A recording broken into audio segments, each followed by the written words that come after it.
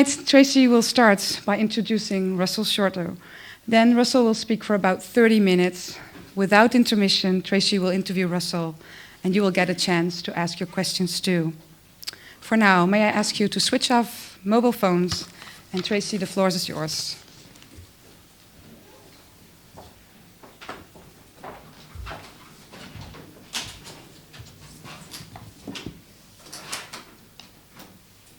Good evening. Thank you for coming. And a special word of welcome to Mr. Sobel, the American ambassador, in this extraordinarily appropriate location. I wonder how many of you have ever come in here and actually looked at the statue downstairs, the statue which is the middle piece of the fountain. We hear the fountain, but do we ever look? Does anybody know here who the statue is of? For those of you who have never stopped to look, do. It will have a whole new meaning for you on the way out this evening. Russell Shorto's book, The Island at the Center of the World, here in the English copy. There is also a Dutch copy, Nieuw Amsterdam, Eiland in het hart van de wereld. There's also a German copy and also a Portuguese copy. The book is in its 9th printing, and that means that there are 60,000 copies out there, and probably more to come. This book is bursting with life. It's vivid, and it's juicy, and it's often smelly, and sometimes bloody. We see sails flapping and magnificent wilderness vistas opening out before us. We smell the tang of gunpowder.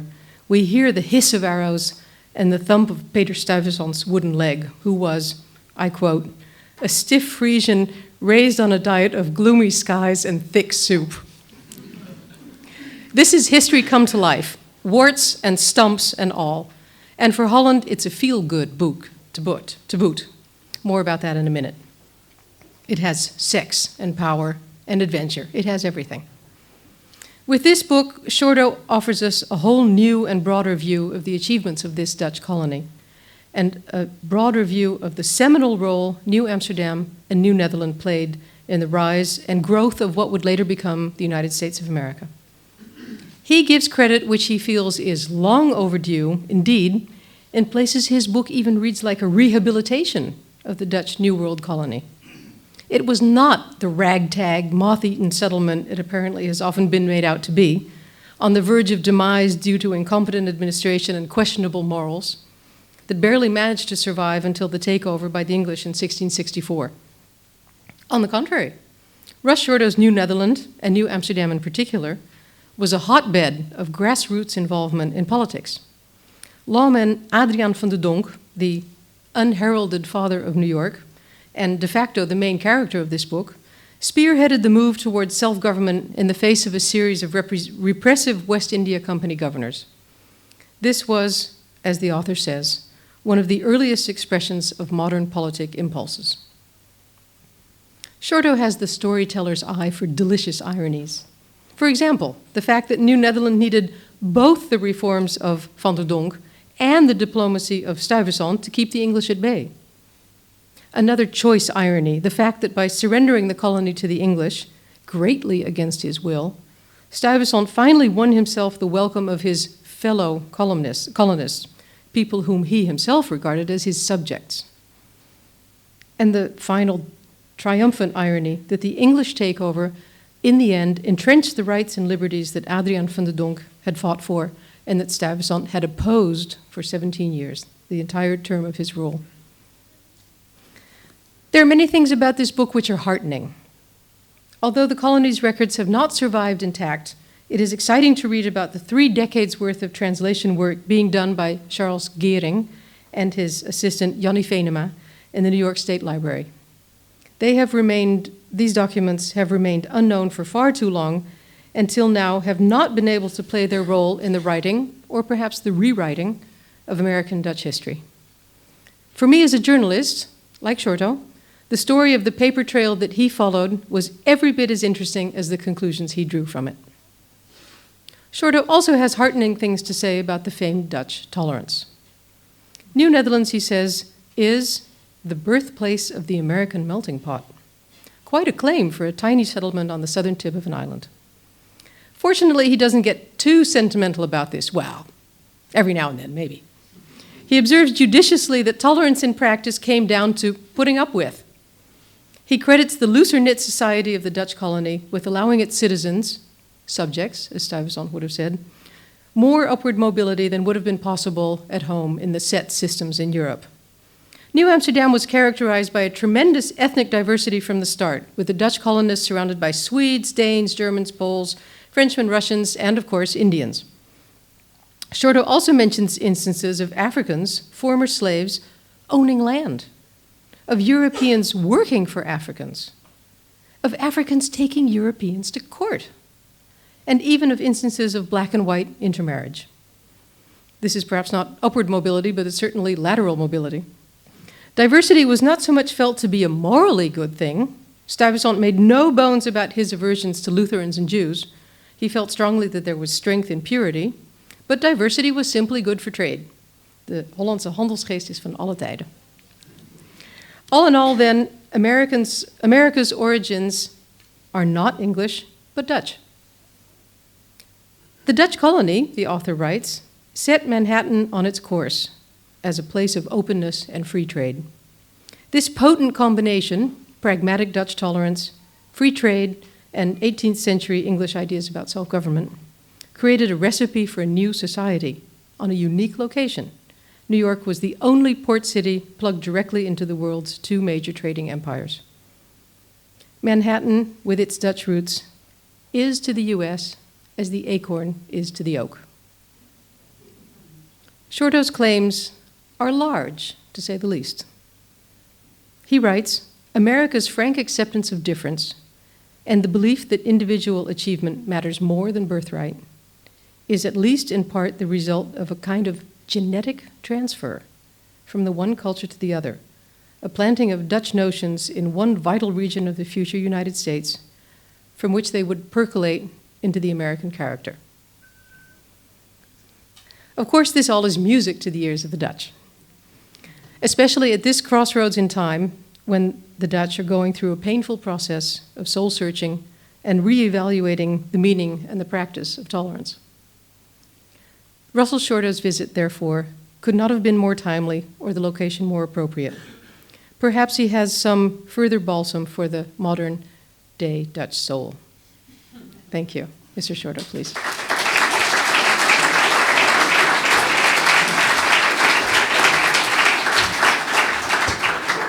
Thank you very much, Tracy. That was lovely, and I feel that I hardly need to say a word now.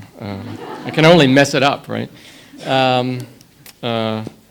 And my writing, I don't think, has ever been referred to as smelly before, but I will take that as a compliment. Before I get into things, I just want to thank Monique Knapp and the John Adams Institute for inviting me, and to thank you all very much for coming. I'm overwhelmed at the reception here. And I also want to thank Clifford Sobel, the American ambassador, among other things, for buying 150 copies of my book and distributing them to members of the Dutch government.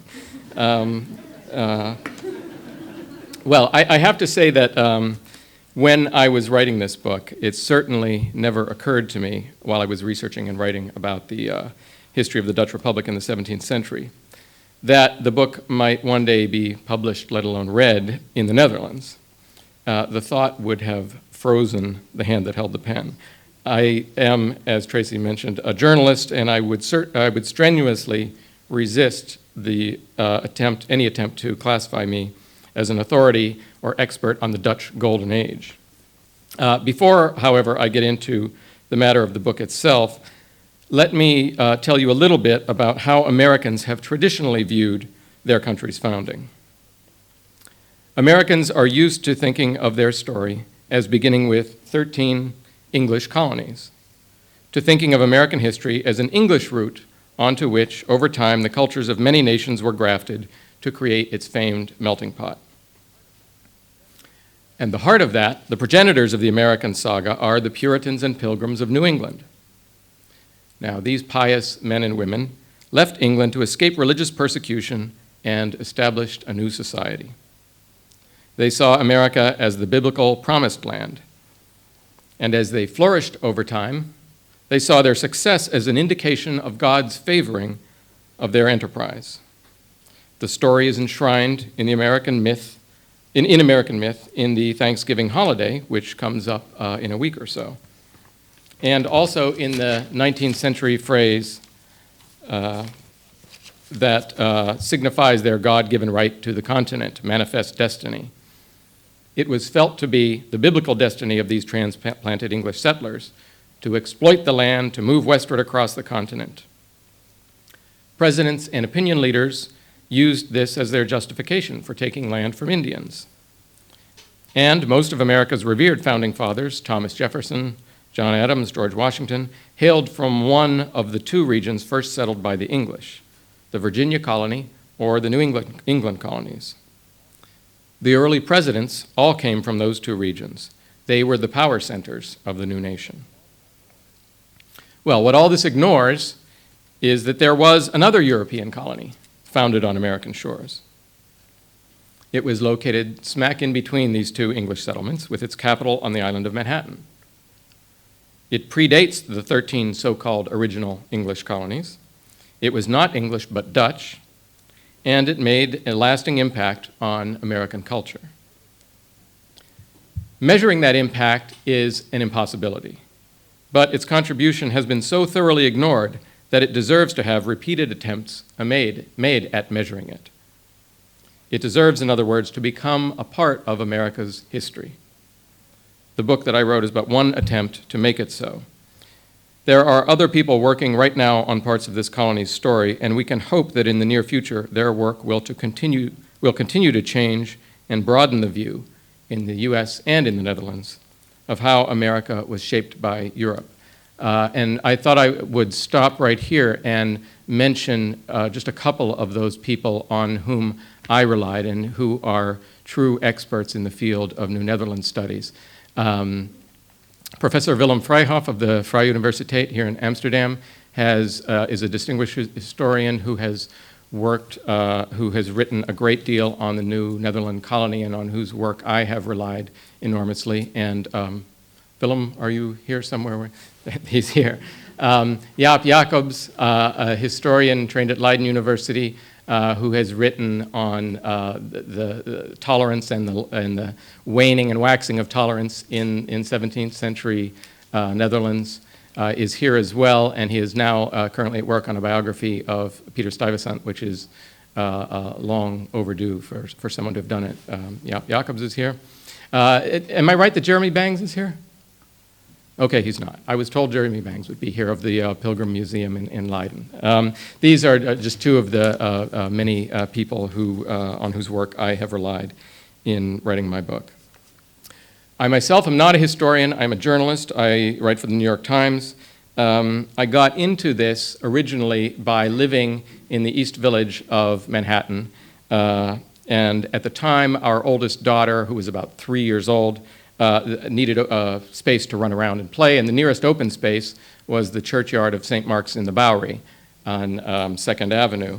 And it just so happens that the tombs of many of the early families of New York are located in that churchyard. And the most notable tomb is that of Peter Stuyvesant, who was buried actually into the foundation of that church. And the reason for that is this was his, that was the original site of his family chapel. This area of New York City is very urban and has long been a kind of countercultural haven, home to beat poets and hippies and punks, to people like Trotsky, W.H. Auden, Charlie Parker, and in my time, Joey Ramone, who I used to see there all the time. But it was once home of a less radical and to some a considerably less exciting figure, and that is Stuyvesant. In the 1640s to the 1660s, Peter Stuyvesant was attempting to tame this land, this wilderness, into his farm. Seeing his tomb, I think, sparked something in me. A simple wonder, first of all, that this urban area was ever once a wilderness. There are many New Yorkers who consider that part of the city still a wilderness, but of a different sort. And I suppose that I was impressed by my lack of knowledge of New York's Dutch beginnings. So I eventually contacted some historians and was in turn impressed by their lack of knowledge of Dutch New York. I soon learned that this is a period that has been ignored so thoroughly that even historians of colonial New York would throw up their hands, and this happened repeatedly, would throw up their hands and say to me, "Oh, the Dutch. I don't know the Dutch period. I don't go there." So that only intrigued me further. Eventually, someone suggested that I get in touch with a man named Charles Gehring. Now, previous generations of American colonial historians, perhaps thanks in part to their ignorance of the topic, at least some of them, have been dismissive of the Dutch presence in America, considering it a muddling settlement on and around Manhattan, which only began to take shape once the English took over, renamed it New York after James the Duke of York, and then, according to their reckoning, the real history of the area got underway. The English and the Dutch of the 17th century were rivals, competitors, enemies sometimes. Probably the last thing that would have occurred to the new English rulers of New York would have been to stop and write a history of the region under its Dutch auspices. It's also much easier to ignore a society if you ignore what it left behind. One historian of a century ago wrote conveniently, quote, "Our original sources of information concerning the early Dutch settlers of Manhattan Island are neither many nor rich. The Dutch wrote very little, and on the whole, their records are meager." Now, contrast that statement with a remarkable estimate from the scholar Keith Sprunger that over the course of the 17th century, the Netherlands produced 1/2 of all books published worldwide. As you are no doubt aware, your forebears were an astoundingly literate and word-happy people. And in fact, the colony did keep records, as I learned in the first conversation I had with Charles Gehring in the summer of 2000. There are 12,000 pages intact of the colony's official records, only about 20% of which had previously been accurately translated and published, and so made a part of the historical record. That was until 1974, when Dr. Gehring began his work as translator of the archives. For the past 30 years, working in his office in the New York State Library in Albany and through the organization he has founded, the New Netherland Project, he has diligently, painstakingly translated and published these records, preserving the deeds of the Dutch colony centered on Manhattan. The records are detailed. Court cases, council minutes, correspondence. They show a thriving, churning society, some might say a smelly society. Certainly that society doesn't have the fine mythic features of the Puritan saga that America has long preferred. On Dutch Manhattan there were, I must tell you, lots of smugglers, pirates, and prostitutes. And there was a great deal of drinking, a very great deal of drinking. There were, by one account, 18 languages being spoken in its capital's few muddy streets at a time when there were perhaps only 500 people living there. So it was truly a mixed assortment, and you might say it was Manhattan right from the beginning. But these records also show that these people were aware of their place in the world, aware of the geographic strategic importance of their colony and of the island. They were putting down roots, they were intermarrying, they had formed a complex society. It was unlike any other in the New World, and for all its diversity, this society followed Dutch customs, Dutch government, Dutch language, and culture. When I first contacted Dr. Gehring, it was with an eye to write a magazine article, but it happened that the annual seminar he hosts, the Rensselaerswijk seminar, was coming up the next month, and he suggested that I come. So at the 2000 Rensselaerswijk seminar, I met 100 or so people, most of them historians, who were working in one aspect or another of this colony. And I realized from talking to many of them that as his work had progressed and reached a kind of critical mass, dissertations and books had been published and were being published, and a kind of mini movement was underway. In effect, a new way of looking at how America started. In time, my plans changed. I began to think of writing a book, a popular history that would be an attempt to set this colony into American colonial history. My conceit was, in a way, simple. The story of American beginnings has always been told from the perspective of Boston. I wanted to shift the focus from Boston to Manhattan. Or to put it another way, American history has always been told from an English perspective. In looking at the Dutch settlement of New York, the story is always of them meaning the Dutch and the rest of the mixed settlers there, muddling around until we, meaning the English, took over and organized things properly. But not only did the Dutch colony make an imprint on American culture, the settlers of the colony did not go away. As I tell American audiences, they are also us. And I have certainly received reassurance on this point from the hundreds of people who have contacted me, whose letters begin as follows. I have just finished reading your book. Perhaps you would care to hear in great detail about my ancestor from the Dutch colony. And then there follow many pages. Let me back up a bit and briefly give some historical perspective here. The time is, of course, the 17th century, and there are two rising powers in Europe, England and the Dutch Republic. In the book, I refer to this as the first era of globalization, when these empires are fighting for control of pieces of the globe that they can exploit for furs, spices, salt, textiles, and so on. In North America, the commodities are the beaver and tobacco. And the English have established two colonies, the New England colonies and Virginia to the south.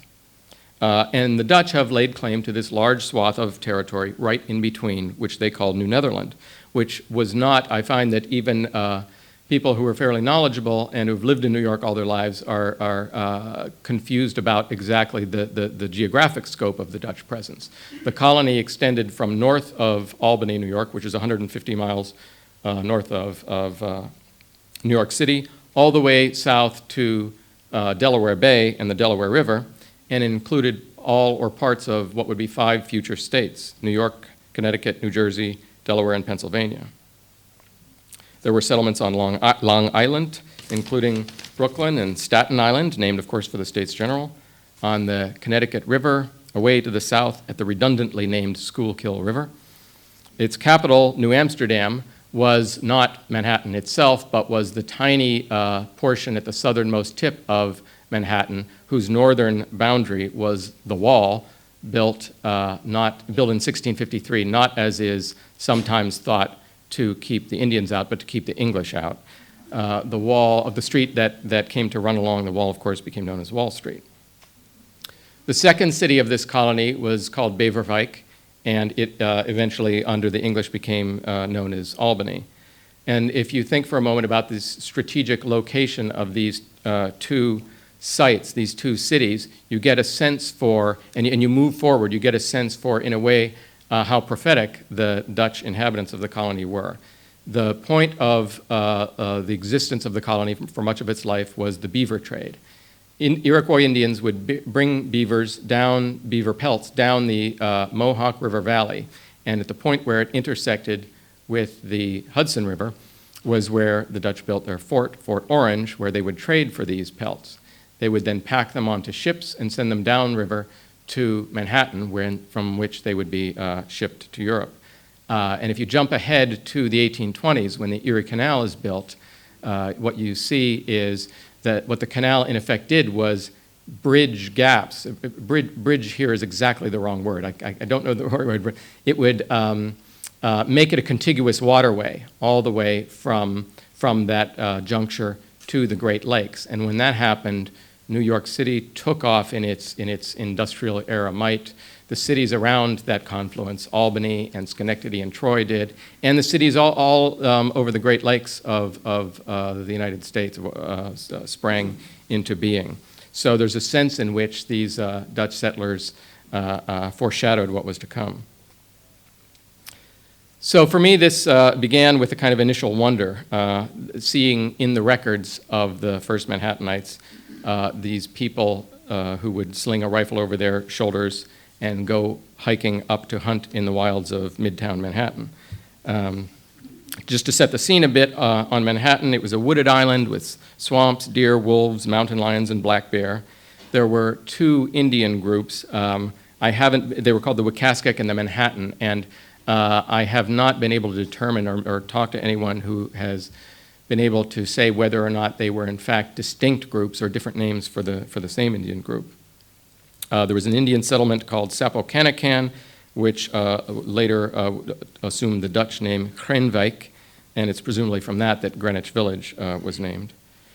The one trail through this wilderness, the Indian trail called the Wakaskek Trail, and I may be butchering the pronunciation there, the Dutch adapted and adopted, and they gave it the grand title of de Hereweg, which was certainly grand for what was throughout the period just a dirt path through the wilderness.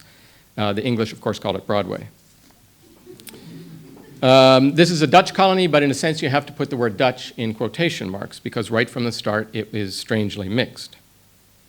The reason for the mixed population, and here I fear that I'm telling many of you what you already well know, the Dutch Republic itself was the melting pot of Europe in the 17th century. People came from all over fleeing religious persecution and warfare. This was the great age of religious warfare when it was held that a strong society meant having a single religion, a single language. Intolerance was more or less official policy. These Dutch provinces flew in the face of that and became a great empire, in part by exploiting or finding a way to manage their diversity. So when they formed a colony on a wilderness island called Manhattan, it had a mixed character, a mix of people, a uniquely Dutch commitment to free trade, and as social glue, this idea called tolerance. Now, no sooner do I raise this grand idea of Dutch tolerance than I fear I must shoot it down, or at least qualify it. Tolerance was, as I'm sure many of you know, part of the national debate in this country in the 17th century.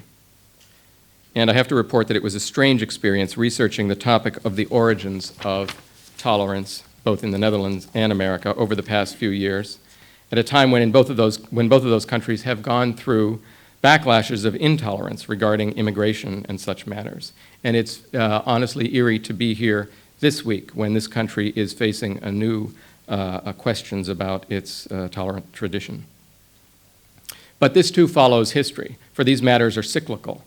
When a society is feeling comfortable and secure, tolerance of differences is lauded as a national goal. When the society is feeling threatened, the gates slam shut. But even at its fullest extent, this idea of tolerance in the 17th century has to be qualified. It didn't mean what it does today. Tolerance, both in the Netherlands and in the American colony, didn't mean celebrating diversity. It meant something more like putting up with, or not burning someone at the stake as a witch because you don't agree with the person's religion. And it had all sorts of flaws. For one thing, it didn't exactly apply to slaves. Indians were put in a different class entirely, as were Jews. But I believe it was a step forward. The Dutch Republic was regarded by visitors as a strange place because of its relative openness to others. And in the New Netherland colony, its leaders at times waved this idea of tolerance like a flag as they tried to attract settlers from the more populous English colonies. In fact, this was one ironic way the colony increased its population. English settlers left England seeking religious freedom in the New World, only to find that the Puritans, once they had established their religious utopia, were even more brutally intolerant than in the home country. And so these newcomers fled south to Manhattan on the rebound and became part of the mixed society there. So the undercurrent of this book is an odd connection that history has largely overlooked, that the advent of tolerance in the Dutch Golden Age got transplanted in some form to Manhattan Island and there helped shape American history. The Dutch colony has been ignored or marginalized because of the old saw that history is written by the winners.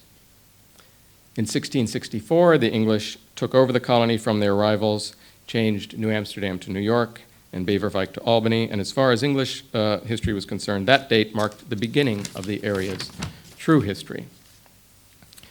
But the Dutch colony didn't vanish. It is still here. It's part of American life.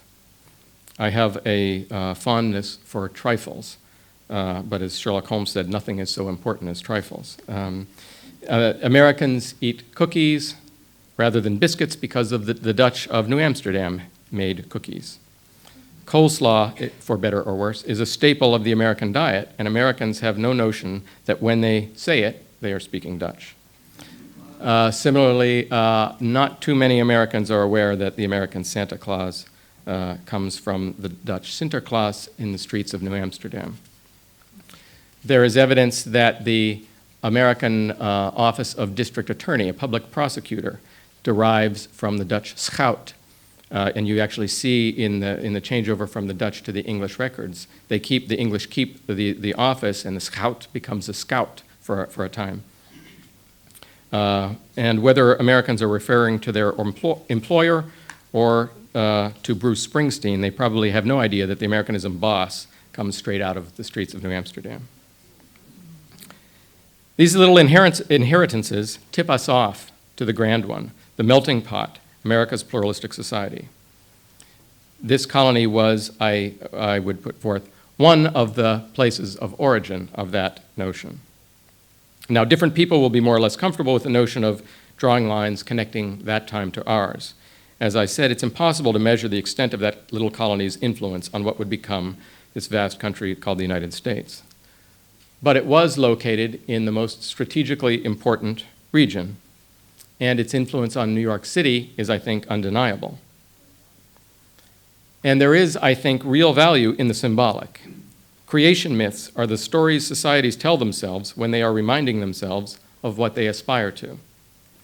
America has long revered the Puritans as its symbolic founders, but that symbolism grew into symbolism of power and exploitation.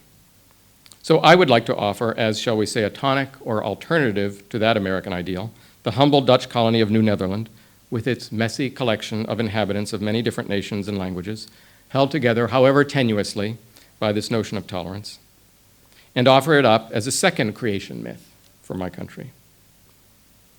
America prides itself on its melting pot society, its Statue of Liberty giving welcome in New York Harbor. That side of the American story has taken a beating in the years since 9/11. But the World Trade Center towers stood in what was once New Amsterdam. It's not a coincidence that very spot was America's first melting pot, an epicenter of free trade and diversity begun by the Dutch, which grew to become Wall Street, a lowercase World Trade Center. I think it would be wonderful if the story of New Netherland were to spread in both countries, and that with it, people would contemplate the various ties between the two. There are striking similarities in their founding, both founded in revolution, each with a founding father, each originally conceived as a republic. John Adams, for whom this institute is named, in his capacity as the first American ambassador to the Netherlands, was struck by this and wrote in 1782, "The originals of our two republics are so much alike that the history of one seems but a transcript from that of the other, so that every Dutchman instructed in the subject must pronounce the American Revolution just and necessary, or pass a censure upon the greatest actions of his immortal ancestors." And just to step back from the lofty to the mundane, I'd like to leave you with a simpler notion of what it means to me to dig into history, the simple idea of trying to know the past, to touch people who once lived. It was perfectly expressed by the great Dutch historian J.H. Huizinga, is that better? Who began his magnificent essay on the Dutch civilization in the 17th century with these words: "We cannot do better than start from that mainspring of all historical knowledge, our perpetual astonishment that the past was once a living reality." Thank you all very much.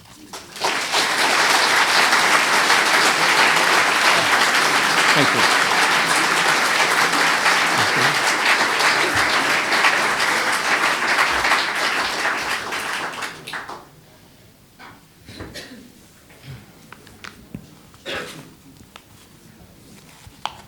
I, like you, Russell, am very fond of trifles. Maybe it's something that we journalists have in common because we need to enliven our stories. May I abuse this occasion to ask you something, a trifle, but which may be more important than it seems, about a footnote in the book on the tomb of Stuyvesant that you examined while your daughter was playing in the graveyard. You said in a footnote in the book that both his age and his title are wrong on the tombstone. How is this possible? It was, as to my understanding, it was the tombstone was put there in the 1880s, I believe, by the Daughters of the American Revolution, not by its, and they didn't know their not stuff. by its equivalent group, the Society of the Daughters of Holland Dames. And they just took a whack at it. They just took their best guess at it, you know. And so they got his title wrong and his age as well. How embarrassing. Yeah, and there's so many things like that, ways in which the little things that become kind of a metaphor for the way this subject has been treated. I was hoping you'd say that. And of what is this a metaphor? Our ignorance, our... Well, the way it's been given, I mean, so many histories, American histories, pay almost the same passing nod to the Dutch colony. They have to mention it. And they use some of the same sort of dismissive tropes in mentioning it, and then they move on to what they believe matters. The real stuff. The real stuff, and that's what really intrigued me and got me interested in the idea of doing a project like this, was meeting Charlie Gehring and the people around him, like Willem Vrijhof and Jaap Jacobs, who were really mining this, who were looking at what was going on in the Netherlands in the 17th century, specifically in the West India Company, and bringing that to bear on American colonial history in the 1600s, and just coming up with a new perspective. I was just struck by it all as a whole new way of looking at really how the country began. I think that is the essence of the new view that you have opened up for us. And that made me wonder, at some point in the book you mention literally an anti-Dutch bias in our approach to American history. I wondered, is it truly an anti-Dutch bias that we inherited from the time of the English in the States, or is it just ignorance? Well, I think they're both of those things there. First the one and then the other. Well, yeah, I mean, the anti-Dutch bias, I mean, I think that because America was became so overwhelmingly English, and its publishing center was Boston, and in the 1660s, at the very time that that the English took over Manhattan from Stuyvesant, the first English histories of America were being written in Boston, in and around Boston, by the sons and daughters of the original Puritan and Pilgrim leaders, and so that began this trend of seeing it from their perspective. And I don't see any evidence of sort of willful suppression, but rather there's simply no need to go there, and no thought to go there. And why do you think it is that even centuries later this one-sided slant is still so prevalent?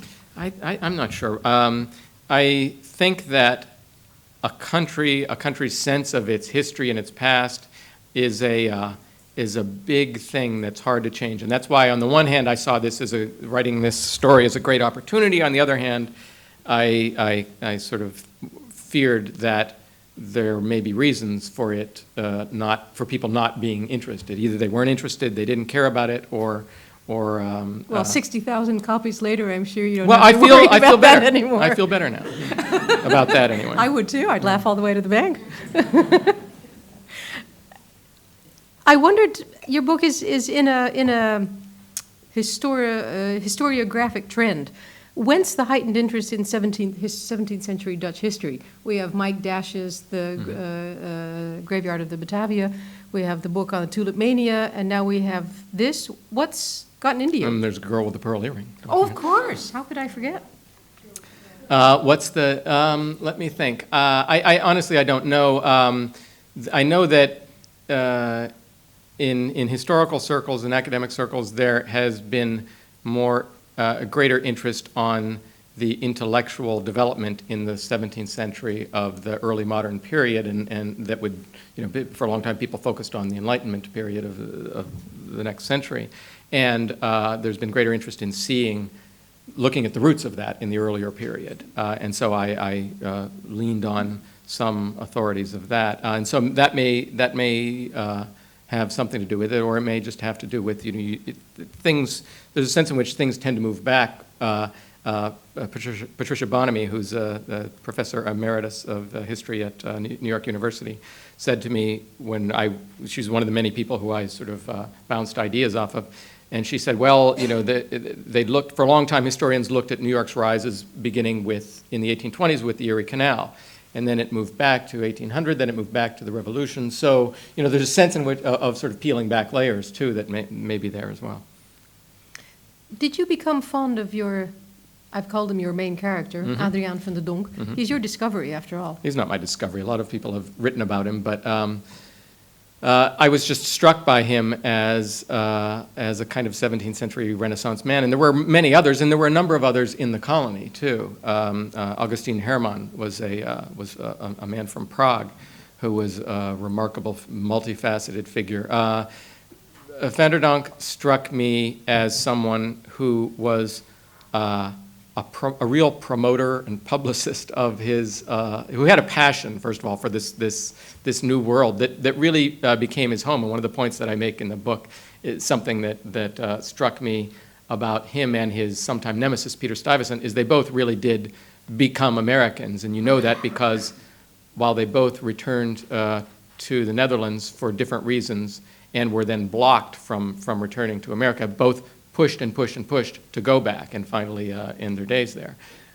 So he had this passion and enthusiasm for his country. He wrote books about it. He was probably responsible for some of the early maps and the most early important maps of the region, of the continent.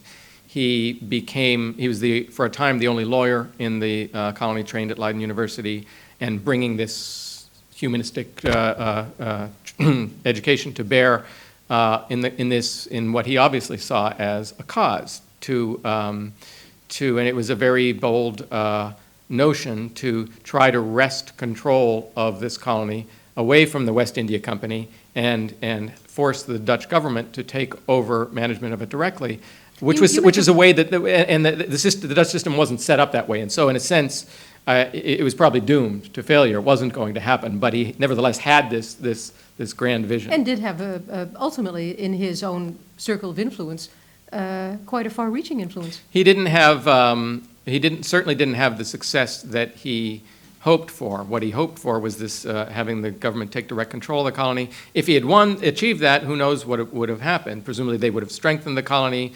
The English might never have invaded. New Yorkers would be speaking Dutch today. Goodness, wasn't quite prepared for that.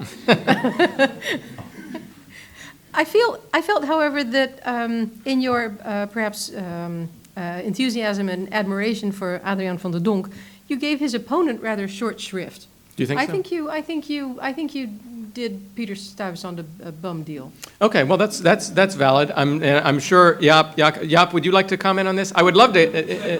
Jaap is working on a biography of Stuyvesant, and if he, we actually did want to invite Jaap Jacobs and Professor Vrijhof up on the stage for we're journalists, they're experts. These are the experts, and so whenever and if people's questions are detailed, I would love to have one or the other of them do the honors. Would you like to Jaap, join us? would you like to comment for a few moments about the bum rap on Stuyvesant? Yeah, to either take me on or else give your own brief sense of who Stuyvesant actually was. Yeah. Is it on? Is this on? Yes, it is. Well, I do feel that in portraying... Well, Stuyvesant has regularly been portrayed as a dictator, a sort of tyrant who ran this colony. I feel that is a misinterpretation of the judicial and governmental system of the colony. After all, Stuyvesant had to guide all the major decisions through the council, and he was outvoted quite a number of times. Even apart from that, his superiors in this building regularly disagreed with him and called him back on a couple of issues. So not all... He wasn't a tyrant like that. He couldn't take decisions just as easy as that. So that is one of the important points, I feel, in which... I understand that Russell, for the sake of the story, has dramatized the relationship, which it does very well in a popular book. But from a more nuanced scholarly view, I would disagree with that. Mm-hmm. No, that's fine. And I actually, I don't think the way I see him anyway. I don't see him as terribly different from what you're saying. I see that he had a tyrannical aspect, but that he was also remarkably capable as a diplomat and administrator, and without his work in those regards, the colony would have probably succumbed to the English much sooner. So, and he was really, I think Jaap would agree with me, a really fascinating, intriguing figure, someone who has sides to him that history deserves to know about, and I hope that Jaap's book one day will address that. When can we expect it in the shops, Mr. Jacobs? A couple of years. A couple of years?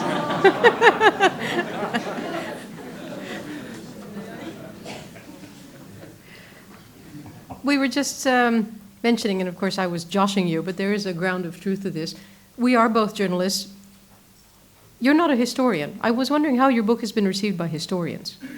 So far, they tend to purse their lips and look sort of frown and there is certainly that, and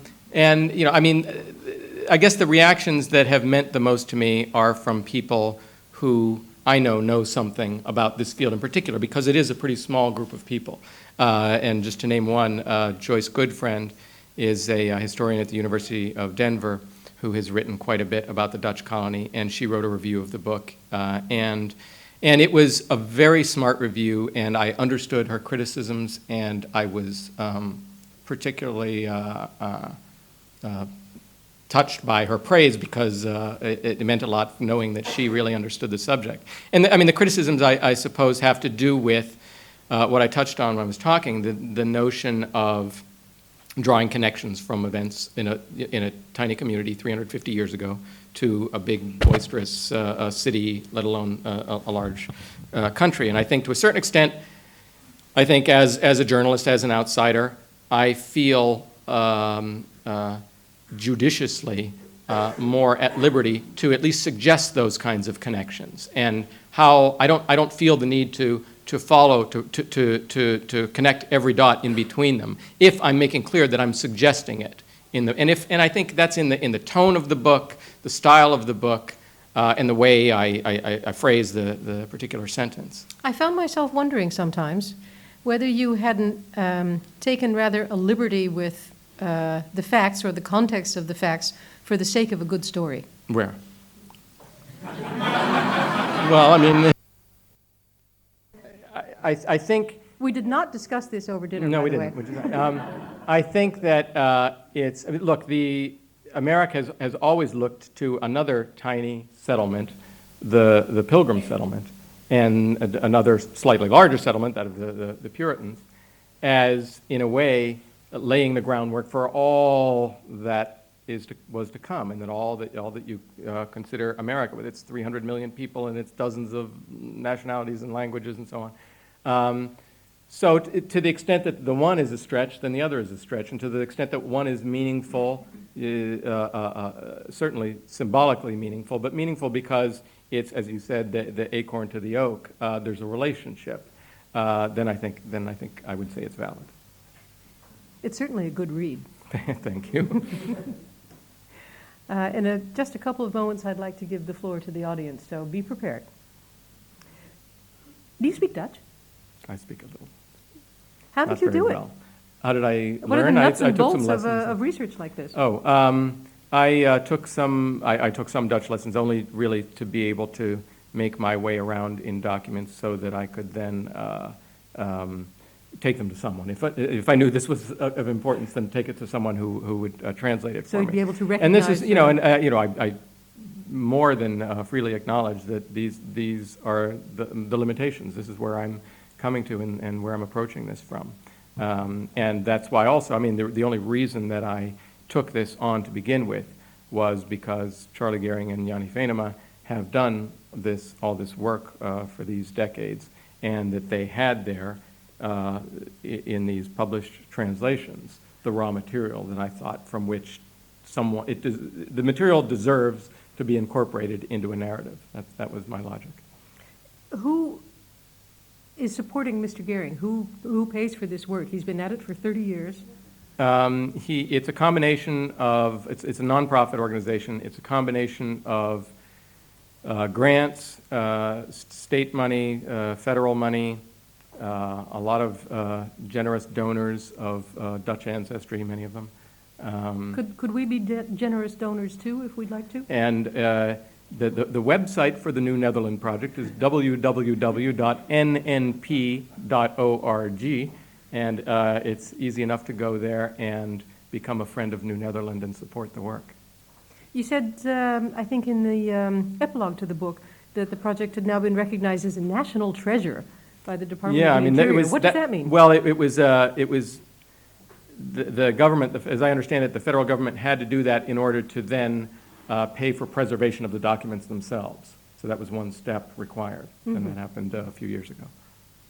So How old is Mr. Gehring? He's 65. Who's going to continue his work when he retires or, God forbid, dies? Well, I think he and Yanni Venema told me recently that they are working out a scenario by which she might do that, and they're going to test that over the next couple of years.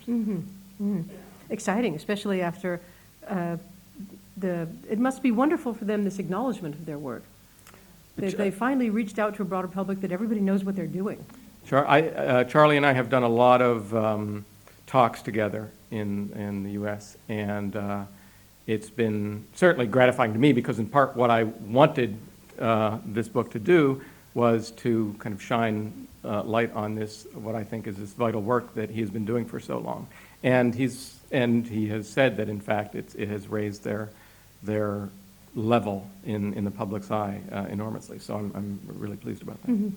I have a question for Professor Vrijhof. Yes. Where are you? Yeah. From the Dutch perspective, what is the new light that Mr. Shorto's book shines on Dutch colonial history? Would you like to join us on the podium, or would you like to speak at the mic? Well, I think new light is new light from the American perspective. We know that New Amsterdam was a Dutch colony. But you have knowing and knowing. That's not really new. No, I think the interesting point, but at the same time I would criticize it a bit, I would say, is the importance of Adriaan van der Donck. Because what you do in your book is put I would say, a free rider at the center of the history. Whereas the Dutch officials, the colonial officials, the governors, always have a bad press.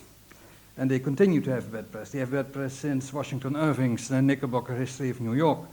I am working on another man, not on Stuyvesant, but on his predecessor, William Kieft, who I think has the worst press in America because he was the one who started the Indian Wars and paid the first bounty for an Indian skull, according to history. Mm.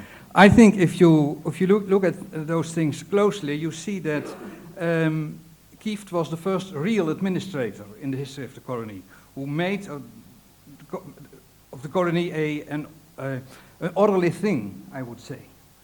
And Van der Donck did the same thing, but a bit in the margin of it. And he had his own ideas. He was much more a free thinker, I would say. Mm-hmm. Coming from a Dutch background, and like things happened in the Netherlands too, you had orderly towns with orderly administrators, and then you had all those seeking persons, those free riders in the Dutch society, and the two together made the proper condition of Dutch society. Well, that happened in New York too, in New Amsterdam. You had the officials who made the town, and then you had other people who put an idea upon it. Mm-hmm. I think that's the new thing of your book, but at the same time, I think you go a bit toward the underdog. Mm-hmm. But that's charming, but it's perhaps not exactly what we will think of it. Okay, fair enough. Fair enough. Now you made the point that you are now, and this is part of the I think the exciting aspect of this whole period, that these two scholars and many others are doing things, are resurrecting and shining a new light on these characters from this period. Willem Kieft, Peter Stuyvesant has always been seen in a dark light. Stuyvesant looks rosy compared to, yes, to Kieft. I know. And I would guess that Jaap Jacobs would say that Kieft's predecessor, Van Twiller, has gotten, in a way, an even worse deal historically. Yes. Was that? The problem is that the documents start with Kieft. Right. We know virtually nothing before him. Right. So that's where all the things start.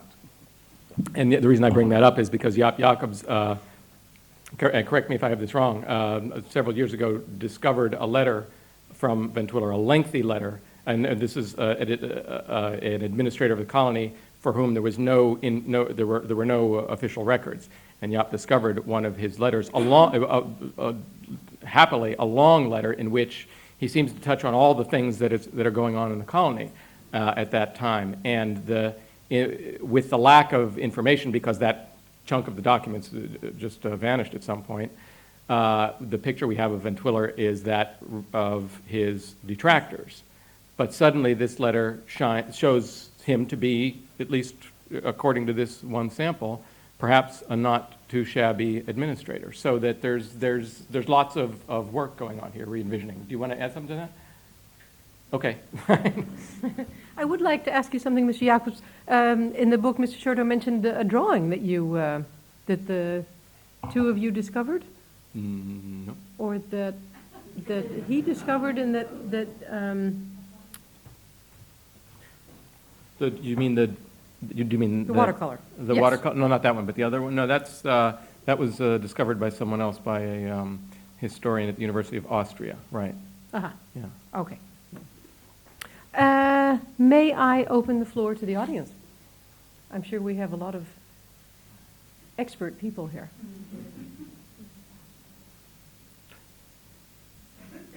Sir. Yes. First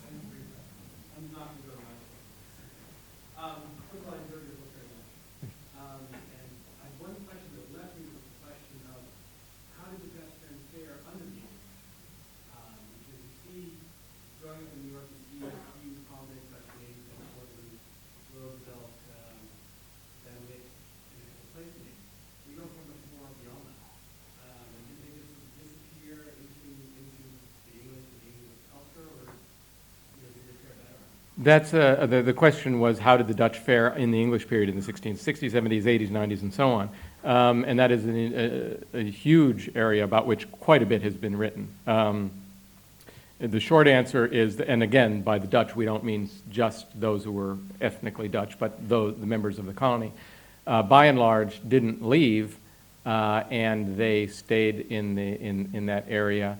And they and their descendants, in many cases, perpetuated their traditions, Dutch traditions, the Dutch language, the Reformed Dutch Church, and so on, for many, many decades. There is an instance from the 1750s, I believe, of English settlers needing to find a Dutch settler, a Dutch inhabitant to communicate with an Indian tribe, because the only European language the tribe knew was Dutch. So the Dutch language, just to take one example, persisted for a long time. And the notion that, I guess the shorthand answer is the notion that the English took over, the Dutch left, and then the English came in is completely wrong. And so what you have in not just New York, but in this whole area that we're talking about is a really complicated interlayering and mixing of those two groups. But then also there were new waves that came in immediately in the 1670s and 1680s from other countries as well, which helped to increase the what had already been started in New York under the Dutch, its diversity. So there was no day of reckoning? Meaning? Meaning that the English had taken over and kicked out the Dutch? Correct. People were not kicked out. People, by and large, remained. Yes? Yes, please. Hi. I have on my wall a copy of the recapitulation in Dutch and English, and it's signed by Nichols. But who wrote it? Was it really, and in that recapitulation, the terms under which the Dutch gave New York to the English, there are things that you recognize in our Constitution, like the right to bear arms, but was it Stuyvesant that really was the main figure in writing that document? Because it was a real big deal when you have 4 British warships hanging outside the harbor. There's nothing to fight them off with. To come away with such a great deal. Yeah, we don't have information on the back and forth in terms of how that document was fleshed out. The document that guaranteed certain terms to the inhabitants in exchange for the English takeover of the colony has been cited consistently by people as for its parallels to later American freedom documents. And I kind of steered away from that in the book because I just don't know if the scholarship has really been done on that point. And if the Lemuriap would like to add to that, then I'm happy. Go ahead, Jan. Well, if I may, Yeah. Stuyvesant was very much upset with the whole situation, of course, with the English frigates arriving. He couldn't possibly just allow the English to take over without at least some form of opposition. So partly to save his own skin, and he of course he saw what was coming, he allowed some of the burghers to read the letter that the English, Richard Nichols, had sent to him. What then happened is that the burghers of New Amsterdam pressured him about the situation. He eventually retreated to his bowery and allowed Cornelis Steenwijk, burgomaster of one of the two burgomasters of New Amsterdam at the time, and one other whose name I can't think of now, to conduct the negotiations over 3 days. And he only signed it a couple of days later. So he wasn't involved directly. So you don't know the extent to which he, in other words, in that period of time, whether there's no way of knowing whether he had held out for certain provisions. Stuyvesant had to plan to send a letter to Amsterdam asking for help, which of course would be months in coming, so there's little point in that. He also realized that, first of all, the city council, the city government of New Amsterdam asked him for an authentic copy of the letter that Nichols sent him. Now, an authentic copy is something that you can produce in court. It's official. If he would allow that, the directors here in Amsterdam would have had an argument against him.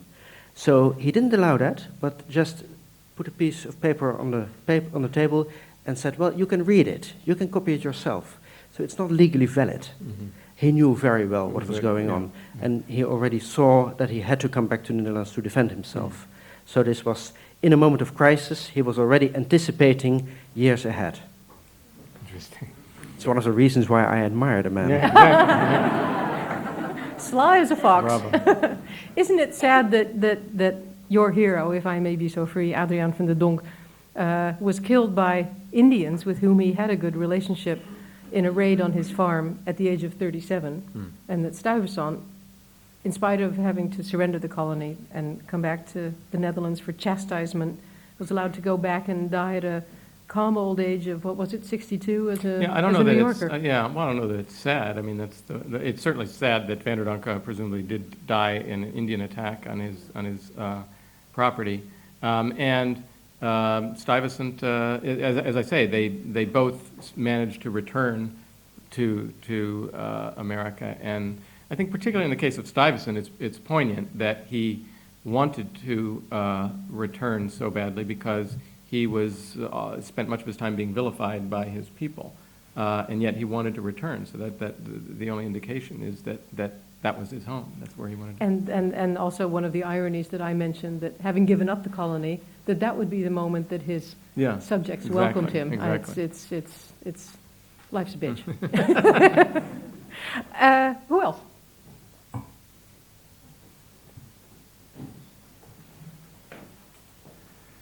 Thank you for your interesting talk on your book. My name is Harry Rogge. I'm interested in secondary education because I'm involved in there. Just a few blocks away, on the graveyard where your daughter was trotting, is the Stuyvesant High School near Cortlandt Road. Mm-hmm. Have you been able to present your book to one of the many 2,000 students over there at that school, and how did they respond? Sorry, I haven't actually thought to do that. That's a great idea. I am, though. Charlie Gehring and I are, in a couple of weeks, we've been asked to address a group of 300 social studies teachers, high school social studies teachers. And I really look forward to that because I think that it's through mechanisms like that you might begin to change the view of American history that has this sort of monolithic sense that it was all begun by the English.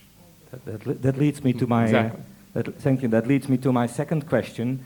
I happen to be the vice principal of the Van Corlaar College in the Netherlands, and Van Corlaar founded Schenectady in 1662, I think it was.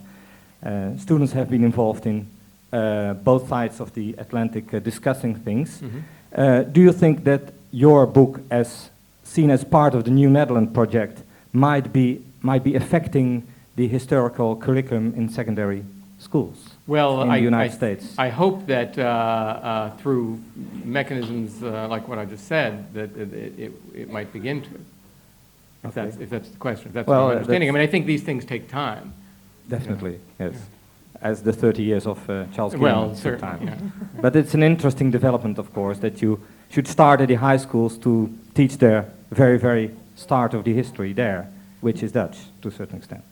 Or to a large extent. So you mean, I'm sorry, the point? I mean, your whole talk and the book about the very start of Dutch colony that shaped America, Mm-hmm. because that's the title of your book. Mm-hmm. So that's a very interesting development for the Dutch to look upon, as well as the Americans. Oh, yes, and Definitely. a hopeful one. Okay, thank you. Yes, thank you. How long did this book take you? I started in the summer of 2000, so I guess about 3 years. Mm-hmm. Do you think you'll readily start another far-reaching historical project like this? Now, that is something that we discussed over dinner. I didn't ask you what your next book is I going to have be. been doing a lot of work for the newspaper, the New York Times, lately, because I think I'm a little bit uneasy about jumping back into something that is so large a project, but I will look forward to it eventually, and I've got several ideas in mind. And you've written books before. Were they also historical in nature? Historical, yes, but very different subjects. I'm really a generalist. My first book was called Gospel Truth, and it was about biblical scholarship and the search for the historical Jesus. The second book was called Saints and Madmen, and it was about psychiatry and religion. And as a feature writer, I sort of covered the gamut. I just wrote a story for the magazine about religion in the American workplace, and let's see, before that I wrote about Al Franken. I wrote, if you know who Al Franken is, a comedian. So I cover a range. I have two more urgent questions for you, and before I put them, I'd like to ask the audience for the last, say, 2 questions. Okay. Mm-hmm. Feel free. Could you please stand?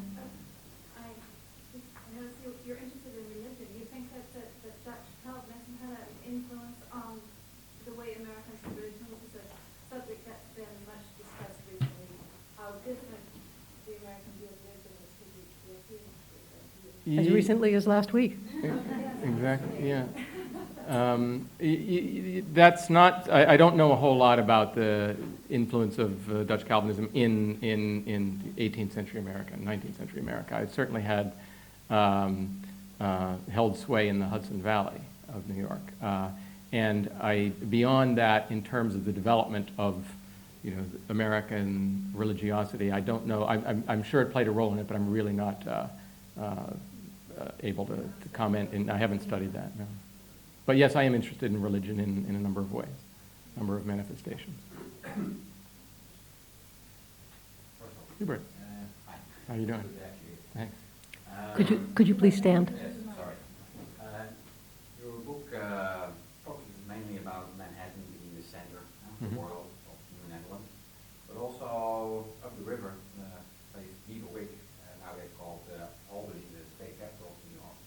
That was also kind of a center of power of the Dutch. Mm-hmm. And is it your impression that even if you could speak about the Dutch kind of legacy or Dutch-American relation and heritage, maybe went on much longer in Albany than in Manhattan?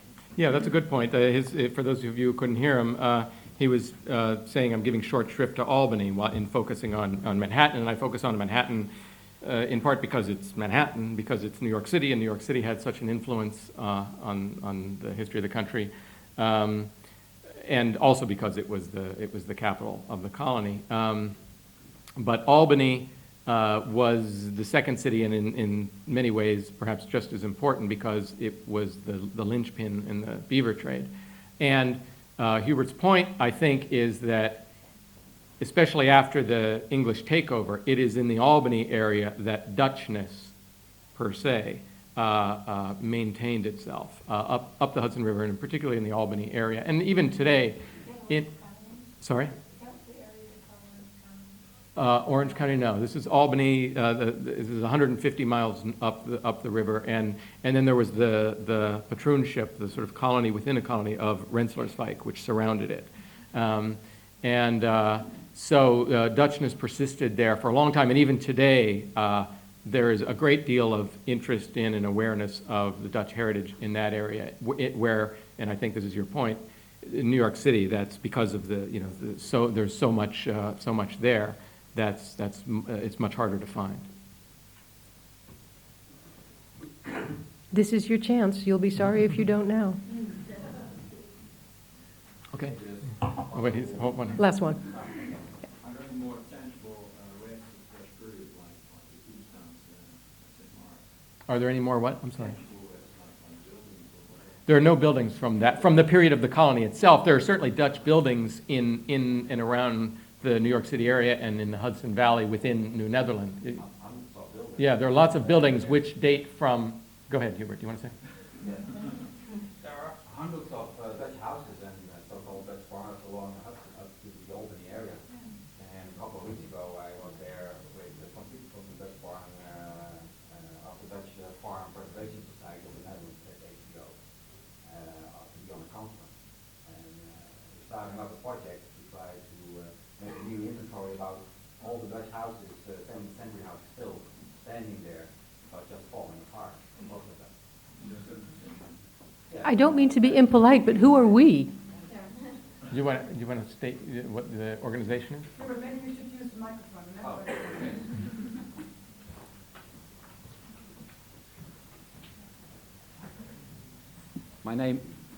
My name is Hubert de Leeuw, and I'm a board member of the Friends of New Netherland. And we support the project of Charlie Geering, Jannie Venema.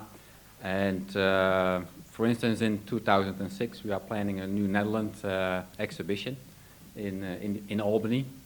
And also separate from the project of the inventory of the Dutch houses and the Dutch barn, we're also looking at to organize and initiate an initiative here in the Netherlands to go to 2009, because at that moment it's 400 years ago that Henry Hudson discovered the area. And every 100 years and 50 years that is celebrated in a very, very reasonable or big way. I can only say if you all go to Manhattan or New York, take the time, take the train, and just drive 1 hour up or 2 hours up north, and you will discover a whole new area of the United States, which is pretty Dutch, I may say. Thank you very much. Let's wind up. I have one real question and one trifle. We started with trifles, and I'd like to end with a trifle, which of course is not a trifle. In my introduction, I referred briefly to the difficult times that Holland is going through, the soul searching with regards to the meaning and the limits of tolerance as we now know it. Do you think, is there any solace or learning to be taken from the story of Dutch tolerance that we saw in the 17th century that would apply to us in these difficult times now? I'm probably literally the last person in the world to sort of pontificate on the meaning of recent events here, but I will anyway. Well, you're here. I mean, right, go ahead. Since I'm here and since you asked me. I mean, the questions, I guess, that people are asking themselves have to do with what the limits are to a tolerant society and the dangers inherent in that. It being tolerant and allowing people true freedom of speech has in these dark days an underside, and certainly we saw that in events in the murder of last week. And I guess all I would say is that there, as I said before, in looking at this in light of having spent some time researching the rise and fall of the notion of tolerance in the 17th century, when it was really sort of crafted into a kind of policy, you would say, is that all things pass, that crises pass and the society continues, and I guess there are two ways to go. One is to make radical changes as a result, and the other is to let it pass. And I'm not going to suggest which, but I would just give voice to the sense of perspective. That there is a perspective. Yeah.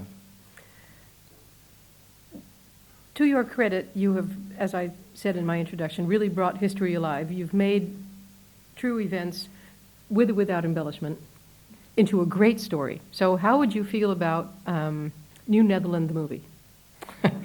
I've been contacted by I've been contacted by by various filmmakers, and you know I know this in the past from other projects. So I don't if they're pre-funding, I'll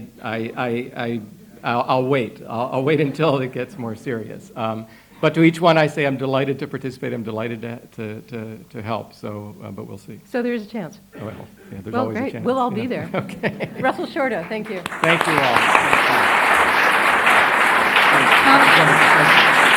Thank you.